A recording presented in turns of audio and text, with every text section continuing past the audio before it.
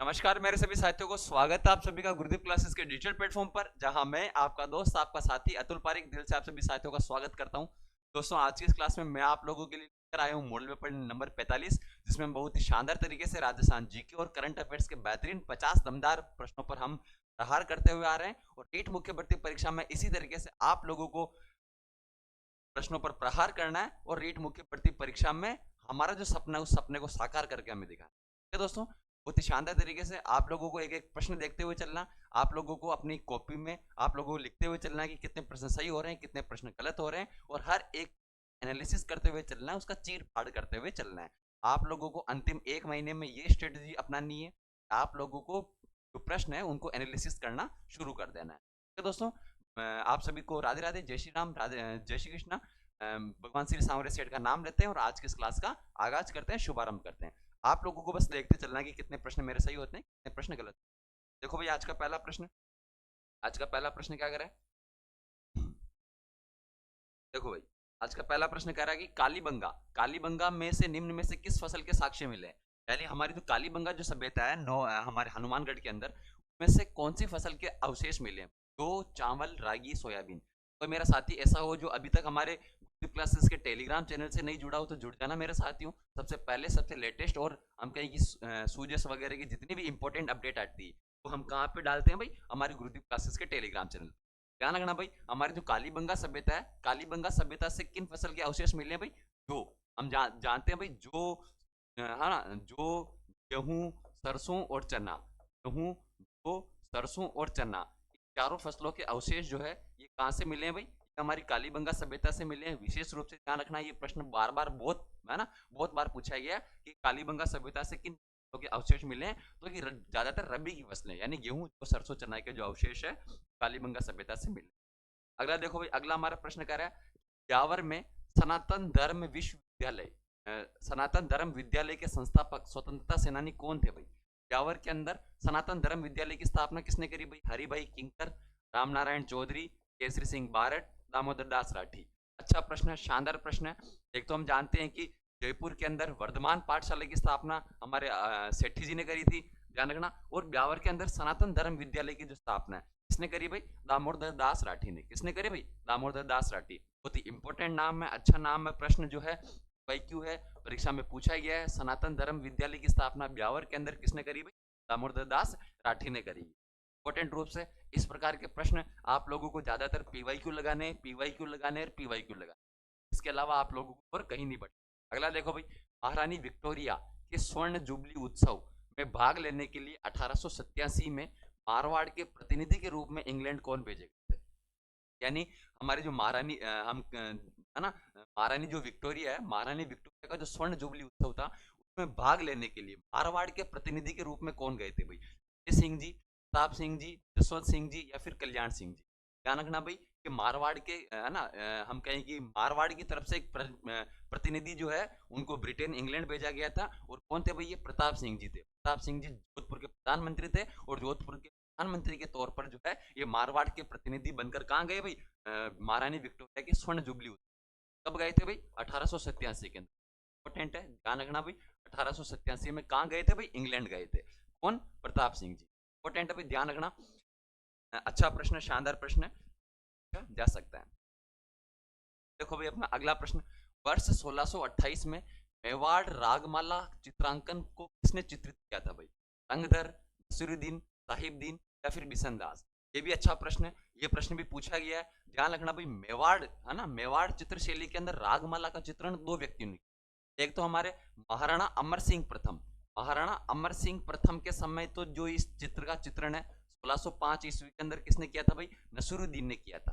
रागमाला का चित्रण मेवाड़ शैली में दो बार हुआ है। एक महाराणा अमर सिंह के काल में नसीरुद्दीन ने किया 1605 के अंदर। यहाँ 1628 वाले की पूछ रहा है तो 1628 में किसने किया भाई, साहिबदीन ने किया। और जगत सिंह के काल में, किसके काल में भाई, जगत सिंह के काल में। दोनों ही चीजें हमको ध्यान रखनी है। मेवाड़ शैली में रागमाला का चित्रण दो बार हुआ है। 1605 में महाराणा अमर सिंह के काल में नसीरुद्दीन ने चित्रित किया था और 1628 में जगत सिंह के काल में साहिबदीन ने रागमाला का चित्रण किया था। बहुत ही अच्छा शानदार प्रश्न है। आपको ये जोधपुर शैली में भी रागमाला का चित्रण मिलेगा, कोटा शैली में भी मिलेगा, तो हर जगह रागमाला जो है इसका चित्रण आपको देखने को मिलेगा। ठीक है भाई। चलो अगला प्रश्न देखो भाई। सवाई माधोपुर के सिवाड़ गांव में स्थित घुसमेश्वर मंदिर भगवान शिव का ज्योतिर्लिंग है भाई, 9वां 10वां 11वां 12वां। हम जानते हैं कि भाई पूरे भारत के अंदर भगवान शिव के 12 ज्योतिर्लिंग, कितने ज्योतिर्लिंग है भाई, 12 ज्योतिर्लिंग। और सवाई माधोपुर के सिवाड़ में, सवाई माधोपुर का सिवाड़ है, हम जानते हैं कि महाशिवरात्रि जो मेला है, कौन सा मेला भाई, महाशिवरात्रि मेला। कोई हमसे पूछे कि महाशिवरात्रि मेला कहाँ पर लगता है, तो महाशिवरात्रि मेला सवाई माधोपुर की सिवाड़ में लगता है। कोई पूछे कि महाशिवरात्रि पशु मेला कहाँ लगता है, तो करौली के अंदर लगता है। दोनों ही चीजें इंपॉर्टेंट है, दोनों ही चीजें हमें विशेष रूप से ध्यान रखनी है। और यहाँ पे कौन से महादेव जी भाई, भीमेश्वर मंदिर। यहाँ पर कौन सा ज्योतिर्लिंग है, ध्यान रखना भाई। हाँ वैसे तो राजस्थान के अंदर कोई ज्योतिर्लिंग नहीं है, पर राजस्थान वाले मानते हैं कि भाई भगवान शिव का 12वां ज्योतिर्लिंग भीमेश्वर मंदिर महादेव के अंदर हमारे राजस्थान में है, जो कि राजस्थान के सवाई माधोपुर के सिवाड़ गांव में स्थित है। याद रहेगा भाई, इंपॉर्टेंट है। महाशिवरात्रि मेला कहाँ लगता है, सवाई माधोपुर के अंदर। महाशिवरात्रि पशु मेला कहाँ लगता है, करौली के। ये भी लेब असिस्टेंट 2019 वाले एग्जाम में पूछा गया था, इसलिए आपको ध्यान रखना है। अगला देखो भाई, भील सेवा मंडल, कौन सा मंडल भाई, भील सेवा मंडल की स्थापना निम्न में से किसके द्वारा की गई थी भाई, गोविंद गुरु, मोतीलाल तेजावत, एवी ठक्कर या डी के करवे। भील सेवा मंडल, अगर हमसे कहें कि भाई भगत पंथ की स्थापना किसने करी, हाँ देखो दो तीन चीजें आप लोगों से पूछी जा सकती है, भगत पंथ, ठीक है, और है ना भील सेवा मंडल। तो हम थोड़ा थोड़ा सा हमको है ना, एक जो बेसिक बेसिक चीजें तो हमको ध्यान रखनी कि मोतीलाल तेजावत ने तो एक ही आंदोलन चलाया था, ये तो हमको पता ही है। भगत पंथ की स्थापना किसने करी थी, गोविंद गुरु ने करी थी। संप सभा की स्थापना भी किसने करी थी, गोविंद गुरु ने करी थी। ठीक है, इन चीजों का हमको विशेष रूप से ध्यान रखना है। लेकिन यहाँ पूछ रहा है भील सेवा मंडल, सेवा मंडल की स्थापना ना तो गोविंद गुरु ने करी थी, ना मोतीलाल तेजावत ने करी थी। किसने करी थी भाई, एवी ठक्कर ने करी थी।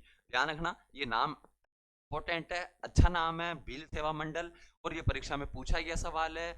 आगामी परीक्षाओं की दृष्टि से बहुत ज्यादा इंपॉर्टेंट लगाना इसके आगे। सेवा मंडल की स्थापना करने वाले कौन थे भाई, एवी ठक्कर थे, याद रहेगा भाई। चलो अगला प्रश्न देखो। अगला प्रश्न कह रहा है, भील जनजाति में कछाऊ कौन पहनता है भाई, पहनते हैं, महिला पहनते हैं, बच्चे पहनते हैं, या कोई नहीं पहनता। कछाऊ होता है क्या है, हमको अगर ये पता होगा कि कछाऊ होता है क्या है, तो हम आराम से इस चीज का पता लगा सकते हैं कि भील जाति में कछाऊ कौन पहनता है। कछाऊ एक प्रकार से एक लंबा, हम कहें कि घुटने तक लंबा एक घाघरा होता है। घाघरा तो आप जानते ही है, घुटने तक लंबा जो घाघरा होता है उसे क्या कहते हैं, कछाऊ कहते हैं। तो obvious सी बात है, घाघरा कौन पहनती है, महिलाएं। तो कछाऊ जो है ये भील जनजाति में एक वस्त्र है, जिसे कौन पहनती है, महिलाएं पहनती है। कछाऊ जो ये घुटने तक लंबा घाघरा होता है। ठीक है भाई। चलो अगला सवाल देखो।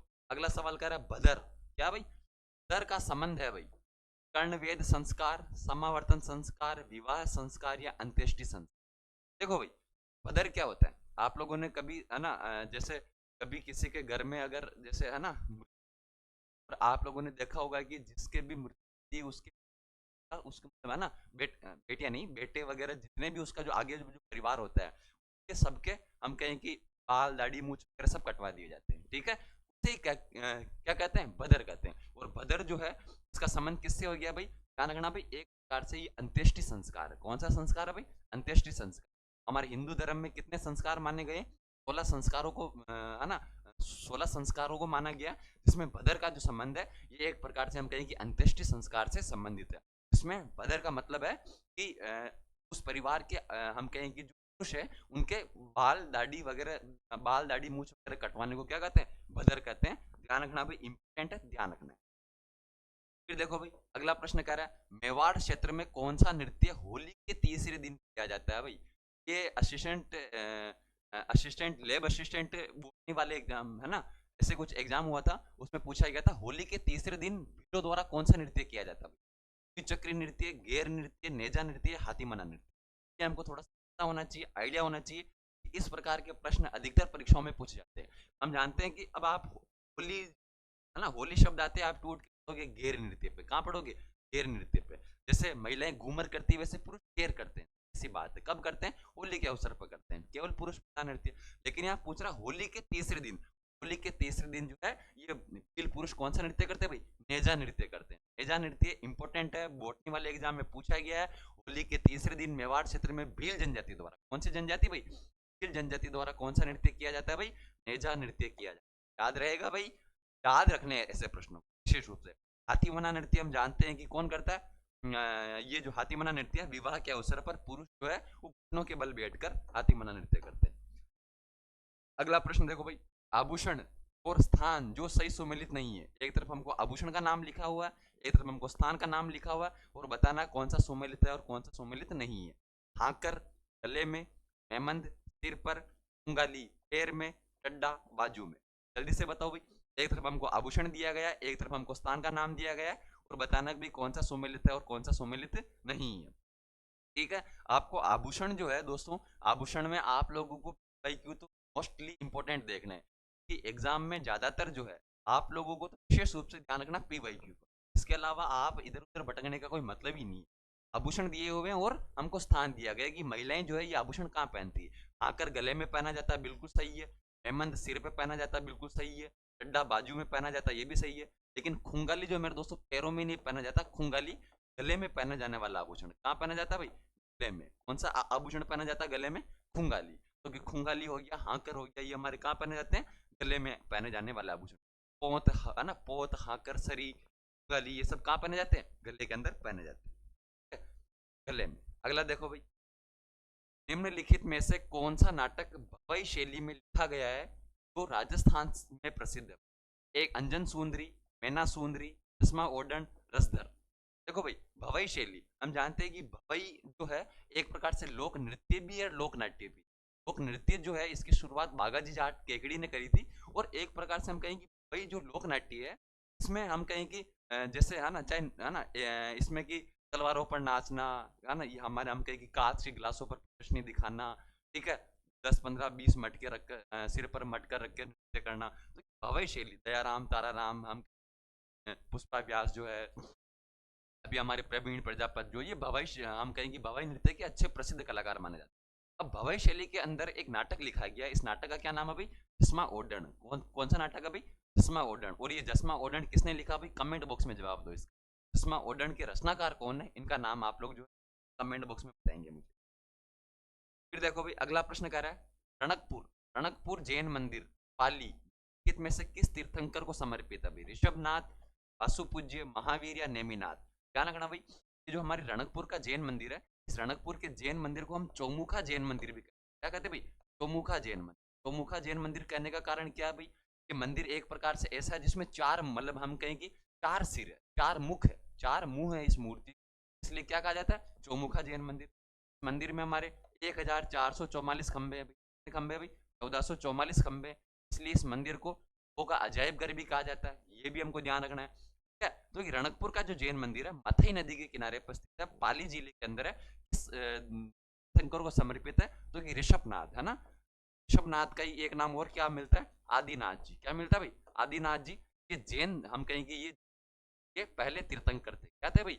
ये जैन संप्रदाय के पहले तीर्थंकर थे, ऋषभनाथ जी या फिर आदिनाथ जी, इन्हीं को समर्पित है रणकपुर का जैन मंदिर। याद रहेगा भाई। चलो फिर देखो भाई, अगला प्रश्न कह रहा है, अगला प्रश्न, निम्न में से किस स्थान की कोड़ामार होली अत्यधिक प्रसिद्ध है भाई? सांभर, किशनगढ़, भिनाय या नसीराबाद? कोड़ामार होली हमारे राजस्थान में आप लोगों के अनेक हम कहेंगे प्रसिद्ध प्रसिद्ध रूप वो देखने को मिलते हैं। ठीक है, देवर भाभी की मार होली, कोड़ा मार होली, मार होली, है ना, डेगची मार होली, बाल्टी मार होली, ऐसे तो हमारे राजस्थान में होलियों के, है ना, हम कहेंगे होलियां प्रसिद्ध है। अब यहाँ प्रश्न पूछा कि कोड़ामार होली कहाँ की प्रसिद्ध है, और ये प्रश्न जो है वो पूछा गया भी है। इस प्रकार के प्रश्न हम कहते हैं कि अधिकतर जो है परीक्षाओं में पूछ दिए जाते हैं। हमको ध्यान रखना, कोड़ामार जो होली है हमारे भिनाई अजमेर की प्रसिद्ध। कहाँ की भाई? भिनाई अजमेर की प्रसिद्ध है, और भिनाई अजमेर के अंदर राजस्थान की पहली सहकारी समिति की भी स्थापना कहाँ हुई थी भाई? 1904-5 के अंदर भिनाई अजमेर के अंदर हुई। कहाँ पे भाई? भिनाई के अंदर। कोड़ामार होली भी प्रसिद्ध है, पहली सहकारी समिति कोऑपरेटिव कमेटी की स्थापना भी भिनाई के अंदर हुई थी, ये भी हमको ध्यान रखना है। फिर देखो भाई, अगला प्रश्न, 1818 में अंग्रेजों के साथ संधियों पर हस्ताक्षर करने वाला जयपुर राज्य का शासक कौन था भाई? महाराजा मान सिंह, महाराणा भीम सिंह, राव विष्णु सिंह या सवाई जगत सिंह?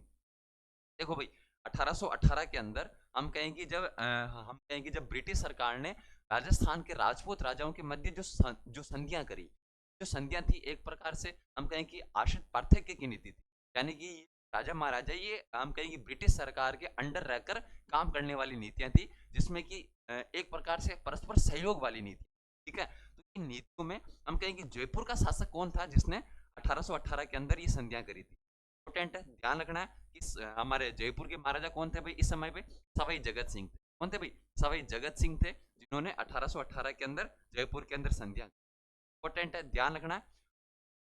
विशेष रूप से इस प्रकार के प्रश्न जो है आप लोगों को ध्यान रखने ठीक है भाई। 1818 वाली जो संधियां है, इसमें हम कहेंगे सबसे पहले जो संधि है 1817 में करौली के हरबख्शपाल ने करी, और सबसे बाद में 1823 में शिव सिंह जी ने, याद रहेगा भाई। फिर देखो भाई, ऊपर माल का डंका। ऊपर माल का डंका निम्न में से किसके द्वारा हस्तलिखित समाचार पत्र, यानी ऊपर माल का जो डंका है ये समाचार पत्र जो है हस्तलिखित था, यानी हाथ से लिखा हुआ समाचार पत्र।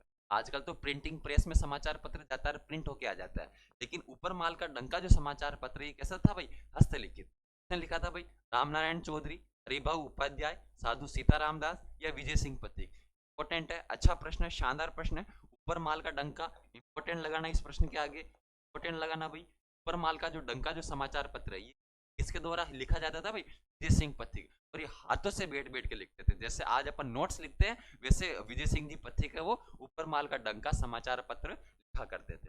याद रहेगा भाई, विजय सिंह पथिक, ठीक है, ये आप लोगों को ध्यान रखना है। चलो भाई, अगला प्रश्न देखो। अगला प्रश्न कह रहा है गणगौर के अवसर पर, गणगौर, गणगौर के अवसर पर होली की राख से बने केक पिंडियां की के अंकुरों के साथ पूजा की जाती है, यानी गणगौर का जो त्योहार मनाया जाता है, हम कहें कि गण यानी भगवान शिव है, गौर यानी माता पार्वती है। भगवान शिव और माता पार्वती का त्योहार माना जाता है गणगौर का जो त्योहार है। कब मनाया जाता है भाई गणगौर, चैत्र शुक्ल तृतीया तो के अवसर पर होली की राख से बने केक या पिंड अंकुरों के साथ पूजा की जाती है। तो गेहूं, चावल या बाजरा, ये प्रश्न अभी ईयू आर ओ के अंदर पूछा, कौन से एग्जाम में भाई, ईयू आर ओ का जो एग्जाम हुआ था 2023 के अंदर, उसमें पूछा गया था कि गणगौर के त्योहार के अवसर पर राख होती है, उसमें जो केक या पिंडिया जो बनी होती है उसमें अंकुरों के साथ, मतलब किस फसल के अंकुरों के साथ पूजा होती है, तो कि जो के, हाँ ध्यान रखना भाई, तो जो की जो फसल है, जो के जो अंकुर तो उनकी राख के साथ में जो है गणगौर के त्योहार की पूजा करी जाती है। अच्छा प्रश्न, शानदार प्रश्न, इंपॉर्टेंट है, हमको ध्यान रखना है। फिर देखो भाई, अगला प्रश्न की तरफ चलते हैं। निम्नलिखित में से कौन सी महिला राजस्थान से संबंधित है जो राजनीतिक जागृति और विकास का हिस्सा थी? एक अंजना देवी चौधरी, एनी बेसेंट, सरला देवी चौधरानी या सुशीला देवी। यानी प्रश्न करना चाह रहा है कि जो निम्न चार महिला दी गई, चार महिलाओं में से राजस्थान की कौन सी महिला है जो कि है ना, जिन्होंने राजस्थान की राजनीतिक जागृति और विकास के अंदर का हिस्सा था। ध्यान रखना भाई, आप लोगों ने एनी बेसेंट का नाम सुना होगा, लेकिन इनका संबंध राजस्थान से नहीं था। सरला देवी चौधरी का संबंध राजस्थान से नहीं था, सुशीला देवी का संबंध राजस्थान से नहीं था, लेकिन अंजना देवी चौधरी, अंजना देवी चौधरी, रामनारायण चौधरी जो है उनकी पत्नी, उनकी धर्म पत्नी थी। और अंजना देवी चौधरी मेरे दोस्तों, हम कहें कि समस्त रियासती जनता में निर्वासित और गिरफ्तार होने वाली पहली महिला कौन थी भाई, अंजना देवी चौधरी। धर्म पत्नी थी रामनारायण चौधरी, याद रहेगा भाई। हाँ, तो इंपॉर्टेंट है, अच्छा प्रश्न है। समस्त रियासती जनता में निर्वासित और गिरफ्तार होने वाली पहली महिला कौन थी भाई, अंजना देवी। फिर देखो भाई, अगला प्रश्न, निम्न में से कौन सा केंद्र जिप्सम का बाड़मेर स्थित उत्पादक केंद्र नहीं है? यानी जिप्सम जो है, हम जानते हैं कि जिप्सम सेलेनाइट जिसे कहा जाता है ना, सेल खड़ी जिसे कहा जाता है, तो जिप्सम जो है इसका सबसे बड़ा जमाव तो आपको कहाँ मिलता है, जामसर बीकानेर के अंदर। लेकिन यहाँ पूछ रहा है कि बाड़मेर, यहाँ हमको 4 स्थान दिए गए और पूछा है कि कौन सा स्थान जो है वो बाड़मेर में नहीं है, शोकर, फुटानी या पीर की टाणी। क्या रखना भाई, शोकर जो है ये बाड़मेर के अंदर है, टाणी है, फुटानी नहीं है। ये प्रश्न मेरे दोस्तों जेईएन के अंदर पूछा गया था, जेईएन 2020-22 के अंदर जो पेपर हुआ था उसमें पूछा गया था कि बाड़मेर में कौन सा का केंद्र नहीं है, तो फुटानी नहीं है, बाकी शोकर है, कुर्ला है, पीर की टाणी है। अच्छा प्रश्न है, इसी प्रकार के प्रश्न आपको परीक्षाओं में देखने को मिलेंगे। ये हमारे दोस्तों राजस्थान का सामान्य ज्ञान। अब तो आपके पास इतना समय नहीं बचा है कि आप कोई नई पुस्तकें ले, लेकिन आप अभी तक भ्रमित हो रहे हैं कि राजस्थान, क्योंकि लगभग 10 से 15 प्रश्न, लगभग 10 से 15 प्रश्न आपको इस बुक से सीधे सीधे से देखने को मिलने, ठीक है, तो कि बहुत ही इंपॉर्टेंट, कामगार और हम कहेंगे रामबाण आप लोगों की साबित होने वाली है। आप लोगों को अगर अपडेट जानकारी के साथ में आंकड़े चाहिए तो आप इस पुस्तक रेफरेंस में रख सकते हैं। फिर देखो भाई, अगला प्रश्न कह रहा है जस्ते से निर्मित बोतलें जो बादला कहलाती है किस स्थान की बीकानेर, जोधपुर, गंगानगर, उदयपुर। हाँ, ये जो हमारे पश्चिमी राजस्थान के लोग आ गए मेरे दोस्त, इनको क्या, अब इनके वैसे बिजली की तो है ना, बिजली की सबसे बड़ी दिक्कत है ये। अगर बिजली नहीं है तो फ्रिज कैसे लाएंगे, फ्रिज अगर नहीं हो ठंडा पानी कैसे, इनमें तो ठंडा पानी लगभग हम कहेंगे सबकी जरूरत है, ठंडा पानी।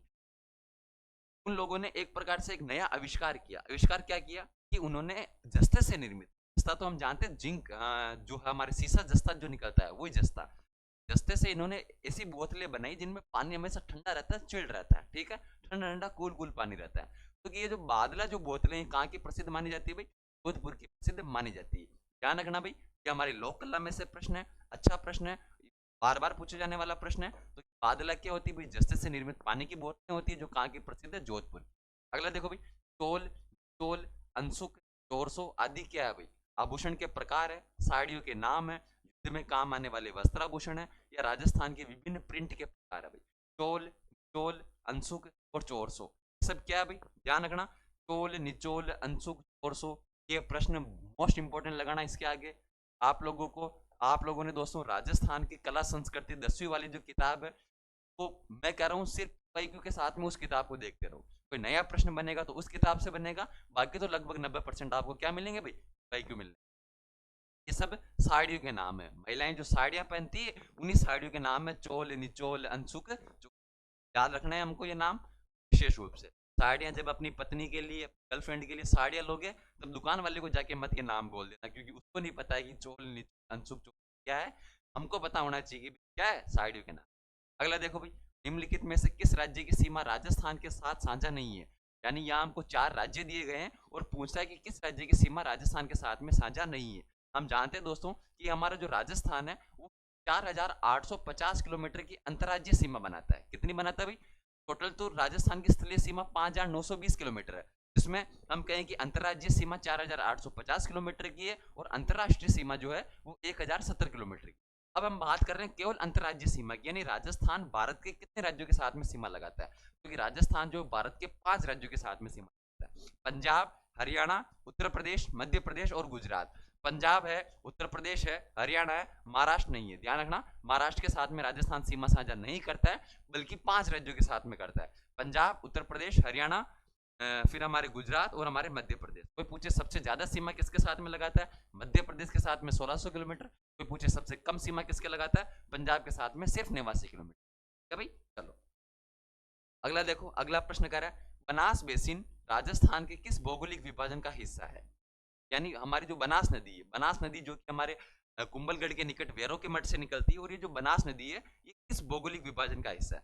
अब देखो भाई, पश्चिमी रेतीला मैदान, अरावली पर्वतमाला, मैदान, हाड़ौती पठार। अब हमको पता होना चाहिए कि बनास नदी जो है ये कुंभलगढ़ से निकलकर जाती किधर है, तो कि भाई हमको पता है पश्चिमी रेतीले मैदान में तो नहीं जाती। पश्चिमी रेतीले मैदान में तो मुख्य रूप से बहने वाली नदी कौन सी, लूणी और लूणी की जो सहायक नदी है, ठीक है। उसके बाद देखो अरावली पर्वतमाला और पहाड़ी क्षेत्र, यहाँ से तो ये नदी निकलती है, लेकिन किस भौगोलिक विभाजन का हिस्सा है, तो ये पूर्वी मैदानों का हिस्सा है। ध्यान रखना भाई, बनास बेसिन जो है, बनास बेसिन जो है ये हम कहें कि मेवाड़ के मध्य से गुजरती है। इसमें बनास नदी के हम कहें कि मैदान को 2 भागों में बांटा गया, एक तो मेवाड़ का मैदान जिसे दक्षिणी मैदान कहते हैं, एक उत्तरी मैदान जिसे मालपुरा करौली का मैदान कहते हैं, और इसी मालपुरा करौली के मैदान को हेरोन महोदय ने तृतीय पेनी प्लेन की संज्ञा दी है, ये भी हमको ध्यान रखना है। फिर देखो भाई, अगला प्रश्न कह रहा है, ध्यान रखना भाई, निम्न में से किस स्थान पर मुख्य रूप से अवरोधी बालू का स्तूप मिलते हैं भाई, राजस्थान का कौन सा क्षेत्र ऐसा है, कौन सा स्थान ऐसा है जहां पर अवरोधी बालू का, ध्यान रखना भाई, अवरोधी बालू का स्तूप क्या होते हैं, आप लोग जानते होंगे। अवरोध यानी मान लो कि जैसे कोई झाड़ी है, कोई है ना कि मतलब छोटे से ऐसी कोई चीज जहां पर हम कहें कि हवा को एक प्रकार से अवरोध मिल रहा हो, और वहीं पर क्या बन रहे हैं, बालू का स्तूप बन रहे हैं। ये बालू का स्तूप अक्सर किस क्षेत्र में मिलते हैं भाई, पुष्कर, बायतू, सुमेरपुर या अनूपगढ़। ध्यान रखना भाई, ये जो हमारे इस प्रकार के जो बालू का स्तूप है, ये आपको पुष्कर के अंदर देखने को मिलेंगे, या आपको जोबनेर के अंदर देखने को मिलेंगे, ठीक है, पुष्कर हो गया, जोबनेर हो गया, ठीक है ना, इस प्रकार के क्षेत्र में आपको ये हमारे इस प्रकार के हम कहें कि है ना बालू का स्तूप देखने को मिलते हैं। इसलिए आपको विशेष रूप से ध्यान रखना है, ये प्रश्न पूछा हुआ है, असिस्टेंट प्रोफेसर का जो पेपर हुआ था एक बार उसमें पूछा है। अगला देखो भाई, परेल नदी, परेल नदी पर अलवर जिले में कौन सा बांध बनाया गया। रूपारेल नदी हम जानते हैं, इसी रूपारेल नदी को और किस नाम से जानते हैं भाई, बताओ भाई कमेंट बॉक्स में फटाफट। रूपारेल नदी को और किस नाम से जाना जाता है भाई, बरा और लसवारी नदी कहते हैं रूपारेल को। चलो भाई, बरा और दसवारी नदी जो है रूपारेल नदी, ये हम कहें कि इस पर कौन सा बांध बना हुआ है? सिकरी बांध, अजान बांध, जयसमंद बांध या बंद मराठा बांध। अब ये पूछ रहा है कि देखो सिकरी बांध भी इसी रूपारेल नदी के ऊपर है, जयसमंद बांध भी इसी नदी। ये पूछ रहा है कि अलवर जिले के अंदर कौन सा बांध है? सिकरी बांध तो डीग जिले के अंदर। कौन से जिले के अंदर है भाई? डीग जिले। और हम कहें कि अलवर जिले के अंदर कौन सा बांध मिलता है? जयसमंद बांध। जयसमंद झील तो हमारे सलूम्बर जिले के अंदर है, और जयसमंद बांध हम कहें कि अलवर जिले के अंदर है, रूपारेल नदी। ये भी आप लोगों को ध्यान रखना। कोई पूछे रूपारेल नदी कहाँ से निकलती है? रूपारेल नदी जो है हम कहें कि उदयनाथ की पहाड़ियों से निकलती। कहाँ से निकलती है भाई? उदयनाथ की पहाड़ियों से निकलती है। याद रहेगा? चलो फिर देखो भाई अगला प्रश्न। ओपेन के जलवायु वर्गीकरण के अनुसार राजस्थान का कौन सा क्षेत्र एडब्ल्यू प्रकार की जलवायु का अनुभव करता है? यानी कोपेन ने अपने जलवायु वर्गीकरण में राजस्थान को हम कहें कि चार है ना, लगभग ऐसे है ना, चार उस हम कहें कि सांकेतिक हम कहें कि संकेत जो दिए हैं उसके अनुसार एडब्ल्यू जो है ये किस प्रकार की जलवायु का अनुभव करता है। ठीक है, ये आप लोगों को ध्यान रखना भाई। सबसे दक्षिणी क्षेत्र, सबसे उत्तर पूर्वी क्षेत्र, पश्चिमी क्षेत्र या सबसे उत्तरी क्षेत्र। एडब्ल्यू जो है इसमें हमारे डूंगरपुर, बांसवाड़ा, सलूम्बर है ना, कोटा, बारां, झालावाड़ ये जो क्षेत्र आते हैं। कौन सा क्षेत्र हो गया भाई? सबसे दक्षिणी क्षेत्र में एडब्ल्यू प्रकार की जलवायु। और एडब्ल्यू प्रकार की जलवायु में कौन सी वनस्पति पाई जाती है भाई? सवाना तुल्य वनस्पति पाई। कौन सी भाई? सवाना तुल्य वनस्पति। फिर देखो भाई अगला प्रश्न कह रहा है लाल दोमट कौन सी मृदा भाई? लाल दोमट प्रकार की मिट्टी राजस्थान के निम्नलिखित में से किस जिले में पाई जाती है भाई? नागौर, जालोर, जोधपुर, बांसवाड़ा। ये तो आप इस प्रश्न को तो आप बिना देखें हम कहेंगे आंखें बंद करके भी सही कर सकते हो। जैसे बहुत कलाकार होते हैं जो मतलब आप लोगों ने कभी बचपन में साइकिल चलाई हो, जब हम साइकिल चलाना अच्छे से सीख जाते हैं फिर हम हाथ छोड़ के साइकिल चलाते हैं, हाँ, क्योंकि अनुभव ही इतना हो जाता है। इस प्रश्न को अगर आप आंख बंद करके भी करो तो इस प्रश्न को कर सकते हो कि लाल दोमट मिट्टी का नागौर, जालोर, जोधपुर में काम ही क्या है? इधर तो आपको बलुई मरुस्थली मिट्टी मिलेगी, तो कि लाल दोमट मिट्टी कहाँ मिलेगी भाई? बांसवाड़ा के अंदर मिलेगी। ये जो हमारा दक्षिणी राजस्थान है उसमें आपको लाल दोमट मिट्टी अधिकतर पाई जाती है। ठीक है भाई, चलो फिर देखो निम्नलिखित में से किस जिले में राजस्थान का कुल वन आच्छादित क्षेत्र सबसे अधिक है? यानी राजस्थान का कौन सा जिला ऐसा है जिसमें कुल वन आच्छादित क्षेत्र है, यानी सबसे ज्यादा आपको वनावरण जो है यहाँ पर मिलेगा? उदयपुर, पाली, बारां, अजमेर। आप लोगों को ध्यान रखना विशेष रूप से अगर हमसे पूछे कि वनावरण राजस्थान में सबसे ज्यादा किस जिले में भाई? उदयपुर जिले। कौन से जिले में? उदयपुर में। सबसे कम कहाँ है भाई? है ना, देखो दो चीजें आप लोगों को ध्यान रखनी है ना कि वन आच्छादित क्षेत्र सबसे ज्यादा कहाँ है, आप लोगों को ध्यान रखना उदयपुर और प्रतापगढ़। उदयपुर और प्रतापगढ़ में 20% से भी ज्यादा। कितना भाई? उदयपुर और प्रतापगढ़ में 20% से भी ज्यादा आपको क्या मिलेगा भाई? वनावरण मिलेगा। ये हम कहें कि आरपीसी ने भी यहाँ से सवाल पूछा हुआ है और कर्मचारी चयन बोर्ड ने भी सवाल पूछा हुआ है कि राजस्थान में किन जिलों में वनावरण 20% से भी ज्यादा है? उदयपुर और प्रतापगढ़ जो है इनमें 20% से भी ज्यादा आपको क्या मिलेगा भाई? वनावरण मिलेगा। ध्यान से ये जिला पूछ रहा है तुमको बताना है। ठीक है, चलो भाई इसके बाद देखो राजस्थान में अवनलिका अपरदन से सर्वाधिक प्रभावित होने वाला जिला कौन सा है? अब देखो भाई जानने लायक बात है कि अवनलिका अपरदन होता है क्या है। अवनलिका अपरदन को हम कहते हैं जल अपरदन। और राजस्थान में जल अपरदन के लिए कौन सी नदी प्रसिद्ध है भाई? चंबल नदी। देखो अपरदन जो है राजस्थान में सबसे ज्यादा तो वायु अपरदन होता है, यानी हवा के द्वारा होने वाला अपरदन जो है वो क्या कहलाता है? हमारे वायु अपरदन कहलाता है। अपरदन का मतलब है मृदा की रेंगती हुई मृदा, यानी अपरदन जो होता है वायु अपरदन राजस्थान में सबसे ज्यादा होता है। और राजस्थान में एक प्रकार से अपरदन होता है अवनलिका अपरदन जिसे हम कहते हैं जल अपरदन। अब जल अपरदन के लिए सबसे ज्यादा कौन सी नदी जिम्मेदार है भाई? चंबल नदी। यानी चंबल नदी जो है जहां से ये बहती है अपने साथ साथ में उस मृदा को भी देखकर चली जाती है, उस मृदा को आगे ले जाती है। अब इस अवनलिका अपरदन से सर्वाधिक प्रभावित होने वाला जिला पूछ रहा है। अगर पूछे कि सर्वाधिक अवनलिका अपरदन करने वाली नदी तो चंबल नदी बताना है, और जिला पूछे तो क्या बताना भाई? कोटा बताना है। क्या बताना भाई? कोटा। अच्छा प्रश्न, शानदार प्रश्न, विशेष इस प्रकार के प्रश्नों का हमको ध्यान रखना है। फिर देखो भाई उन विकास, विश्लेषण और प्रशिक्षण केंद्र क्रमशः कहाँ स्थित है? ये देखो मैंने आप लोगों को ये प्रश्न पहले भी करवाया हुआ है। ये तीन प्रश्नों को एक साथ में समाहित करके और आप लोगों के लिए हाजिर किया है। इस प्रश्न का आप लोगों को एकदम सही सही जवाब देना है।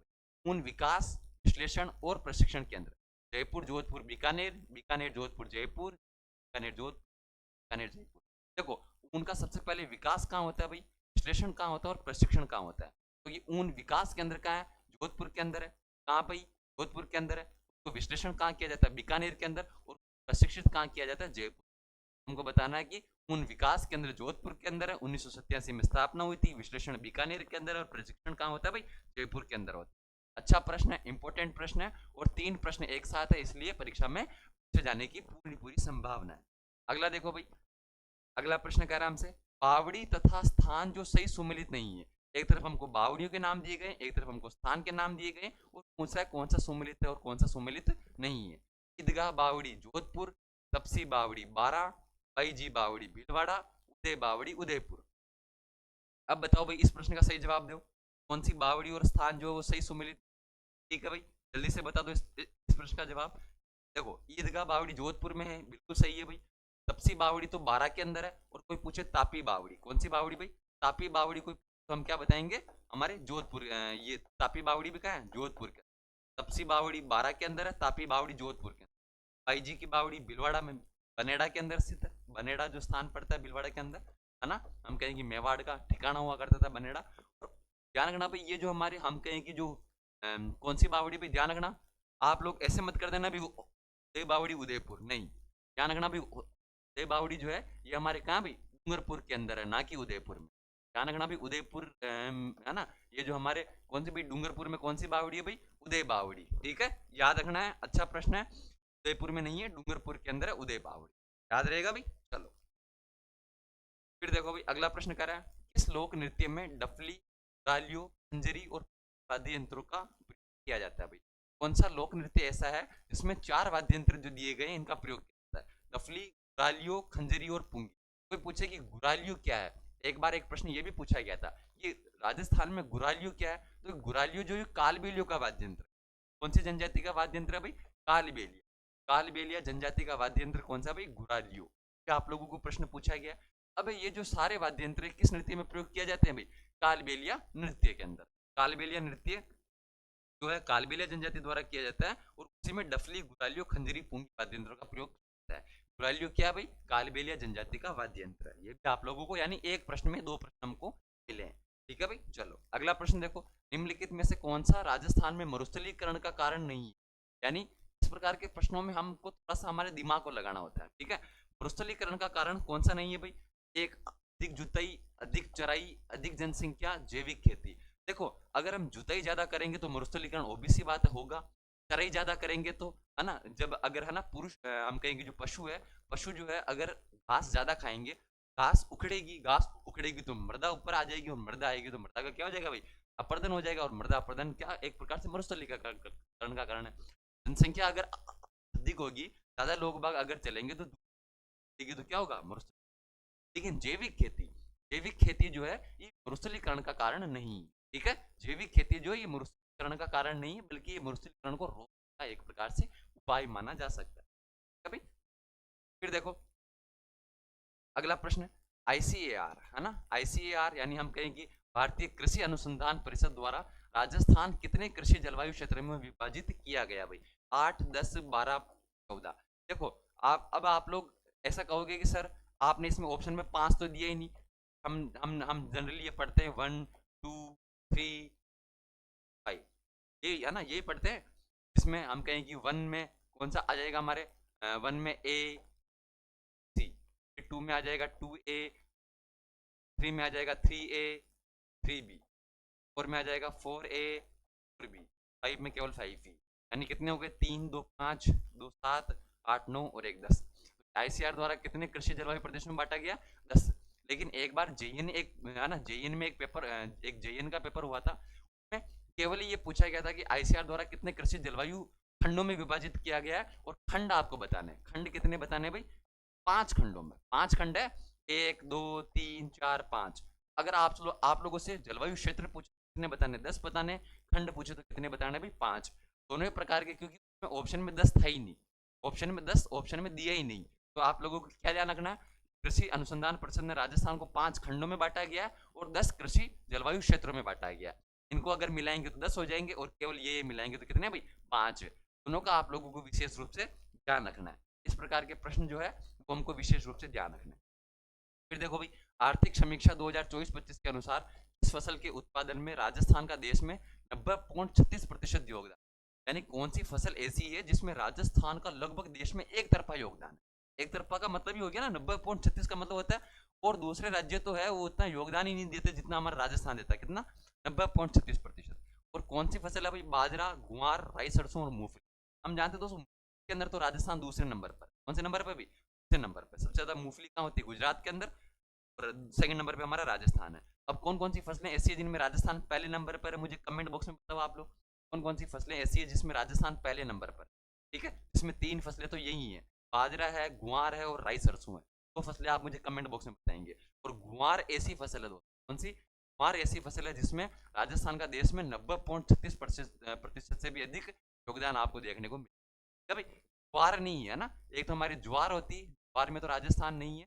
ध्यान रखना, गुआर के अंदर कौन सी फसल में? गुआर जो है उसमें राजस्थान 90.36% के योगदान के साथ है पहले नंबर पे। फिर देखो भाई अगला सवाल, भाखड़ा नांगल नहर परियोजना के बीच संयुक्त परियोजना, यानी भाखड़ा नांगल जो नहर है ये किन राज्यों की संयुक्त परियोजना भी? राजस्थान, पंजाब, हरियाणा, राजस्थान, पंजाब, दिल्ली, राजस्थान, पंजाब, गुजरात, राजस्थान, पंजाब, उत्तर प्रदेश। हम जानते हैं दोस्तों ये जो हमारे भाखड़ा नांगल नहर है, देखो 2 बांध बने हुए, एक तो भाखड़ा बांध बना हुआ है, एक नांगल बांध बना हुआ है। सतलज नदी के ऊपर 2 बांध बनाए गए हैं। अब भाखड़ा बांध से तो हमारे कोई मतलब है नहीं। नांगल बांध जो है, नांगल बांध से एक भाखड़ा नहर निकाली गई है जिससे हमारे हम कहेंगे हनुमानगढ़ जिला लाभान्वित होता है। और ये जो भाखड़ा नांगल जो परियोजना है इसमें राजस्थान का हिस्सा कितना भाई? ये प्रश्न भी बहुत बार पूछा गया, 15.2% हिस्सा है। और इसमें जो है 3 राज्यों की पार्टनरशिप। कौन कौन सा भाई? राजस्थान, पंजाब और हरियाणा। कौन कौन से भाई? राजस्थान, पंजाब और हरियाणा, विशेष रूप से आप लोगों को ध्यान रखना है। फिर देखो भाई कोलायत, कौन सी लिफ्ट नहर है भाई? कोलायत लिफ्ट नहर का नया नाम क्या है भाई? जय नारायण व्यास लिफ्ट नहर, फिर तेजाजी लिफ्ट नहर, डॉक्टर करणी सिंह लिफ्ट नहर या बांगड़सर लिफ्ट नहर। ठीक है भाई, क्या आपको बताना? कोलायत जो लिफ्ट नहर है, अब आप है ना कोलायत लिफ्ट नहर का आप लोगों को नाम बताना। देखो पोखरण लिफ्ट नहर का नाम चेंज करके क्या कर दिया था? जय नारायण व्यास लिफ्ट नहर। फिर हमारे बांगड़सर लिफ्ट नहर का नाम परिवर्तन करके क्या कर दिया? वीर तेजाजी लिफ्ट। कोलायत लिफ्ट नहर का नाम चेंज करके क्या कर दिया था? Doctor Karni Singh lift. अब आप मुझे कमेंट बॉक्स में बताएंगे कि डॉक्टर करणी सिंह लिफ्ट नहर से कौन कौन से जिले लाभान्वित होते हैं। ठीक है भाई, कहने हमारे डॉक्टर करणी सिंह लिफ्ट नहर से कौन कौन से जिले लाभान्वित होते हैं। ठीक है भाई, चलो ये जो जितने भी मैं प्रश्न आपको दे रहा हूँ आप लोगों के लिए होमवर्क है ये, ठीक है। और आपको कमेंट बॉक्स में मेरे को बताना है, फिर मैं आपको बताऊंगा कि अगली वीडियो में क्या आपने सही जवाब दिया या नहीं दिया। हमजा खेरी बांध राजस्थान के किस जिले में स्थित है? ये प्रश्न मोस्ट इंपोर्टेंट लगा लेना। आरपीसी ने भी पूछा है, कर्मचारी चयन बोर्ड ने भी पूछा है। हमजा खेरी बांध राजसमंद, झुंझुनू, प्रतापगढ़, जोधपुर। हमजा खेरी बांध ध्यान रखना भाई, कौन सी नदी पर है? सिवनी नदी पर। इस सिवनी नदी भी पूछी गई है एग्जाम में। सिवनी नदी पर कौन सा बांध बनाया गया है? ये भी PYQ है, ध्यान रखना भाई, अच्छा प्रश्न है। सिवनी नदी पर कौन सा बांध बनाया गया है? हमजा खेरी बांध किस जिले के अंदर है भाई? प्रतापगढ़ जिले के। याद रहेगा, हमजा खेरी बांध सिवनी नदी पर है और प्रतापगढ़ जिले के अंदर है। फिर देखो भाई अगला प्रश्न कह रहा है हमसे, निम्नलिखित में से इस स्थान पर राजस्थान का सबसे बड़ा थर्मल पावर स्टेशन है भाई? छबड़ा, सूरतगढ़, कोटा, काली सिंध। राजस्थान का सबसे बड़ा थर्मल पावर स्टेशन, हम कहें कि देखो सब राजस्थान का सबसे पहला कोयला आधारित थर्मल पावर प्लांट तो कौन सा रहा? हमारा कोटा के अंदर। पहला थर्मल पावर प्लांट जो है कोयला आधारित कहाँ भाई? कोटा के अंदर है। राजस्थान का पहला सुपर थर्मल पावर स्टेशन कौन सा था भाई? Suratgarh super thermal. ठीक है, और कोई पूछे कि राजस्थान का पहला सुपर क्रिटिकल कौन सा था भाई? Chhabra super critical. Super critical जो है छबड़ा 12 के अंदर है, ये हमको ध्यान रखना है। तो सबसे बड़ा कौन सा है? तो सबसे बड़ा सूरतगढ़ वाला है, 2880 मेगावाट के आसपास क्षमता है। और सबसे राजस्थान का सबसे बड़ा थर्मल पावर प्लांट कौन सा भाई? सूरतगढ़, जो कि हमारे राजस्थान के गंगानगर जिले के अंदर है। याद रहेगा भाई, चलो फिर देखो बजट घोषणा 2025-26 के अनुसार इस जिले में युवा साथी केंद्र की स्थापना नहीं की जाए। यानी यहाँ पर हमको 4 जिले दिए गए, 4 में से एक जिला जो है वो सम्मिलित नहीं है, यानी वहां पर स्थापना नहीं की जाए। इसकी स्थापना भाई युवा साथी केंद्र की। युवा साथी केंद्र दोस्तों आप लोगों को सिंपल सा, क्योंकि आज का जो जमाना है वो जमाना युवाओं का होता है, ठीक है। हाँ, तलवारों के छाए पर इतिहास हमारा बनता है, जिस ओर जवानी चलती है उस ओर जमाना चलता है। तो लेकिन आजकल युवा क्या कर रहा है? युवा तो बस है ना रील्स देख रहा है, इधर उधर घूम रहा है, भटक रहा है, ठीक है। पता ही नहीं चल रहा है कि मैं क्या हूँ, मेरा क्या काम है, ठीक है। लेकिन ऐसा नहीं करना दोस्तों। ये जो वास्तव में जो एक हम कहेंगे अभी वर्तमान में भारत में 60% से अधिक और 60% से अधिक युवा होने के बावजूद भी आज भारत की स्थिति क्या हुआ आप भी देख, ठीक है। तो भारत क्या देख रहा है? हम भारत का युवा तो देख रहा है कि है ना एस्ट्रोट्रॉक पे कि मेरा भविष्य क्या होने वाला है। इधर चीन में छोटे छोटे 5-5 साल के बच्चे रॉकेट उठ, ठीक है। ये इतना एक बहुत बड़ा एज डिफरेंस है हमारे और चीन जापान जैसे देशों के बीच। लेकिन कोई बात नहीं, जैसे हमारे देश की सरकारें हैं वैसा ही हम में कोई ऐसे विशेष परिवर्तन नहीं है। अगर हम कुछ एक्स्ट्रा टैलेंटेड होते हैं, हमारी सरकारें अगर ऐसे निठल्ली होती तो फिर भी हमको समझ में आता है, लेकिन दोनों का कॉम्बिनेशन बहुत अच्छा सेट हो रखा है। ठीक है भाई, युवा साथी केंद्र जोधपुर में है, कोटा में है, जयपुर में है, लेकिन अलवर में नहीं है मेरे दोस्तों। कहाँ बन रहा है? सीकर के अंदर। यानी युवा साथी केंद्र कहाँ कितने जिलों में बनाया जा रहा है? 4 जिलों के अंदर, जोधपुर, जयपुर, कोटा, सीकर। जोधपुर, जयपुर, कोटा, सीकर युवा साथी केंद्र। ठीक है। और स्वामी विवेकानंद सहायता कोष के अंदर 500 करोड़ रुपए की राशि का भी प्रावधान किया गया। अगला देखो भाई, समेलिया महादेव पशु मेला। कौन सा महादेव भाई? समेलिया महादेव पशु मेला किस जिले में लगता है भाई? ये आप लोगों ने पहली बार सुना होगा मेरे हिसाब से तो। सेवड़िया तो सुना होगा, सेवड़िया पशु मेला तो सुना ही होगा आप लोगों ने। सेवड़िया पशु मेला ये तो हमारे जालोर जिले के अंदर लगता है। ये तो बहुत बार परीक्षाओं में पूछा गया है, सेवड़िया पशु मेला जालोर के अंदर। लेकिन समेलिया महादेव पशु मेला नहीं सुना होगा। हाँ भाई, दावे के साथ कह सकता हूँ कि आप लोगों ने नहीं सुना होगा, लेकिन कोई बात नहीं। बहुत सारी चीजें हम जीवन में पहली बार देखते हैं, पहली बार करते हैं, पहली बार होती है, क्योंकि कोई बात नहीं। लेकिन मेरे थ्रू अगर आप लोग ये चीजें सीख रहे हैं, आपको अच्छा लग रहा है पढ़ने में, तो एक प्यारा सा कमेंट जरूर करके जाया करो। आजकल आप इतने ठल्ले हो गए हो कि आप लोग कमेंट नहीं करते हो, बस आए, क्लास ली और रवाना हो गए, अगले दूसरे चैनल पे चलो और दूसरे चैनल पे धावा बोलो फटाफट से। ठीक है। और जिनमें सबका जो लीडर है वो हमारे प्रवीण भाई है। चलो रे चलो, वहां चलो। हाँ देखो भाई, समेलिया पशु मेला कहाँ लगता है भाई? राजसमंद के अंदर। ध्यान रखना भाई, राजसमंद के अंदर समेलिया महादेव पशु मेला लगता है, सेवड़िया पशु मेला जालोर के अंदर लगता है। दोनों चीजें हमको ध्यान रखनी है। ये प्रश्न पूछा जाएगा, अगला हम कहें कि बहुत इंपॉर्टेंट है, शानदार प्रश्न है। और समेलिया महादेव पशु मेला राजसमंद जिले के। ठीक है भाई, चलो हमारे अगला प्रश्न। अब हमारे प्रश्न शुरू हुए करंट अफेयर्स। राजस्थान का पहला सरकारी अस्पताल कौन सा बन गया है जिसमें CART सेल थेरेपी सुविधा शुरू की? ठीक है भाई, AIIMS hospital Jodhpur, Maharana Bhopal hospital Udaipur, Sawai Mansingh hospital Jaipur, Mathura Das Mathur hospital. Rajasthan का पहला हॉस्पिटल ऐसा है जिसमें CART सेल थेरेपी सुविधा। ध्यान रखना भाई, ये सुविधा है हमारे जयपुर जिले के सवाई मानसिंह हॉस्पिटल, है ना, उसमें ये CART सेल थेरेपी सुविधा प्रारंभ की जा रही है। ऐसा करने वाला राजस्थान का पहला हॉस्पिटल बन गया है SMS हॉस्पिटल। ठीक है भाई, चलो इस प्रकार का हमें विशेष रूप से ध्यान रखना है। फिर देखो भाई, हाल ही में झुंझुनू के किस शहीद को मरणोपरांत वीर चक्र से सम्मानित किया गया भाई? एक अभिनव शर्मा, कार्तिक कटारिया, सुरेंद्र मोगा या हिम्मत सिंह? जल्दी से बताओ भाई, झुंझुनू के रहने वाले कौन से शहीद है जिन्हें वीर चक्र, ठीक है, वीर चक्र से सम्मानित किया गया? क्या आप लोगों को विशेष रूप से ध्यान रखना है।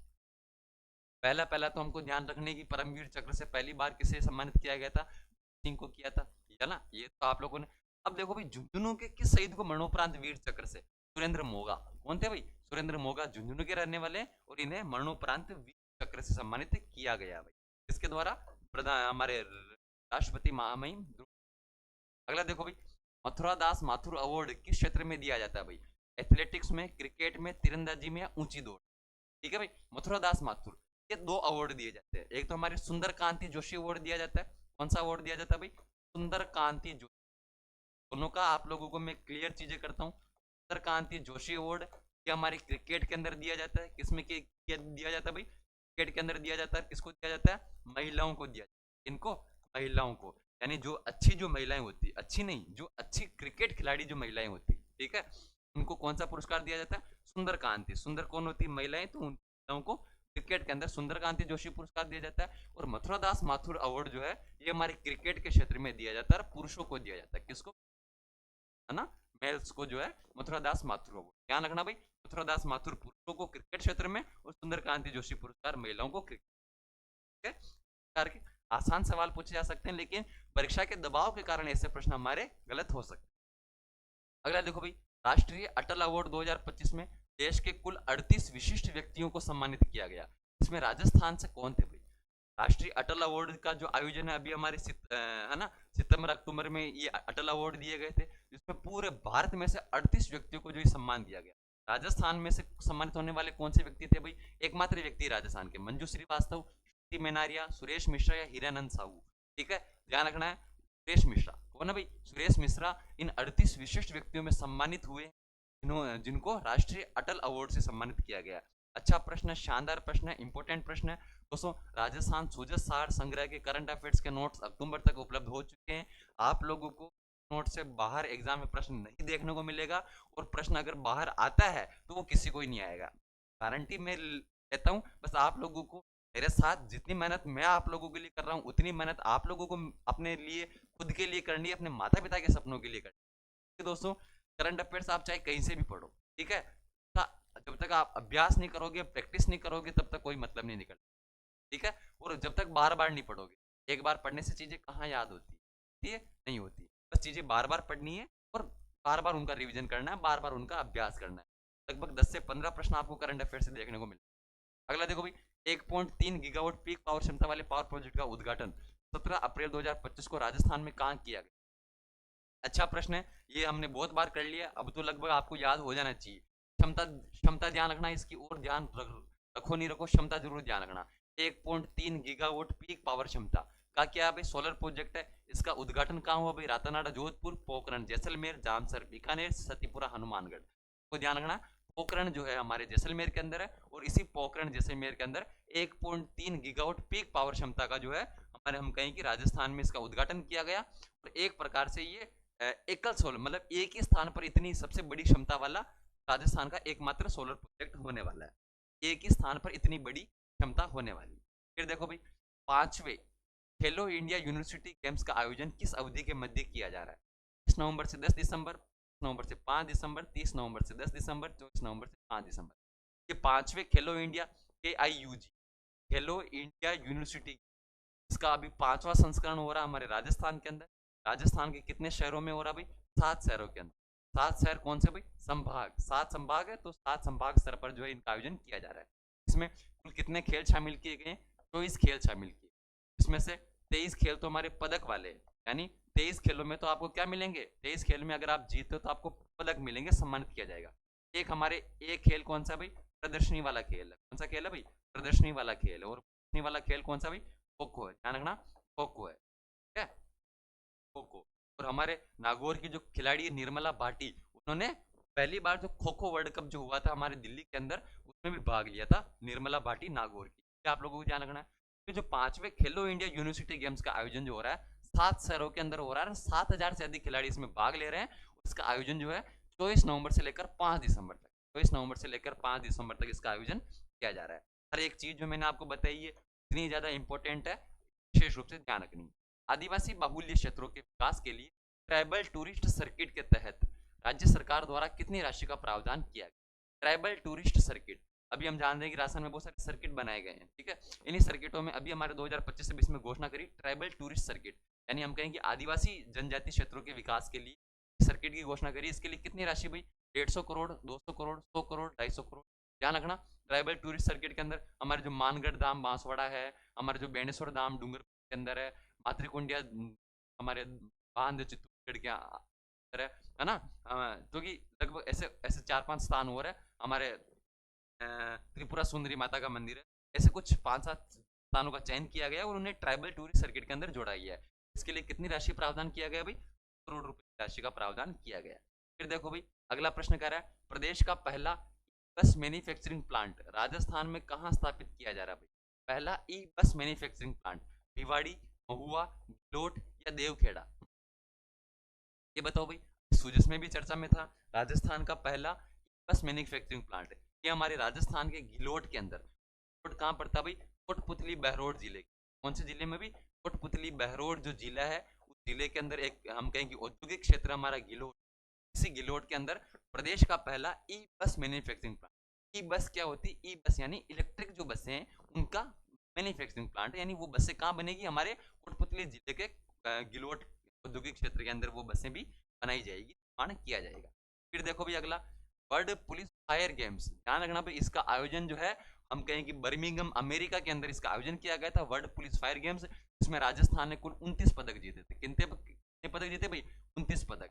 29 में से ध्यान रखना भाई, है ना, 29 पदक, 17 5 7, 17 5 7, है ना, 17 तो स्वर्ण पदक, 5 हमारे रजत पदक और 7 हमारे कांस्य पदक।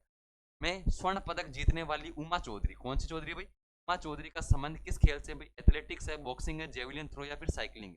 उमा चौधरी, ये भी उमा चौधरी फर्स्ट ग्रेड में पूछी गई थी। कौन से ग्रेड में भाई, फर्स्ट ग्रेड के अंदर उमा चौधरी पूछी गई थी। उमा चौधरी का संबंध किस खेल से, आप लोगों को तो बेसिकली रीट मुख्य भर्ती परीक्षा में यही ध्यान रखना है, किस खिलाड़ी का संबंध किस खेल से। उमा चौधरी का संबंध जेवलिन थ्रो से। क्या फेंकती है, भाला फेंकती है, ध्यान रखना भाई, भाला फेंकती है। कौन फेंकती है भाई, उमा चौधरी। इन्होंने किस खेल में भाग लिया? World police fire games. कौन सा पदक जीता भाई? स्वर्ण पदक जीता। इंपॉर्टेंट लगाना इनके आगे, उमा चौधरी। ठीक है भाई, चलो अगला आज का हमारा अंतिम प्रश्न है, राजस्थान की पहली इंडियन आर्टिफिशियल इंटेलिजेंस लैब स्थापना राजस्थान के किस जिले में की जा रही है? राजस्थान की पहली Indian artificial intelligence lab, Jaipur, Bikaner, Udaipur, Bharatpur. ठीक है, कोई मेरा साथी ऐसा हो जो अभी तक हमारे गुरुदीप क्लासेस के टेलीग्राम चैनल से नहीं जुड़ा हो तो ना, जो हम कहेंगे इसकी जो लिंक है वो डिस्क्रिप्शन में पिन की गई हुई है, वहीं से आप सीधा हमारे टेलीग्राम चैनल पर आएंगे, वहाँ आपका स्वागत है, अभिनंदन है, और सबसे पहले सबसे लेटेस्ट अपडेट आपको हमारे टेलीग्राम चैनल पर मिलने वाली है। हमारे राजस्थान की पहली इंडियन आर्टिफिशियल इंटेलिजेंस जो लैब है, इसकी स्थापना बीकानेर जिले के अंदर की जाए, जिले के अंदर भी बीकानेर जिले के अंदर की जाए।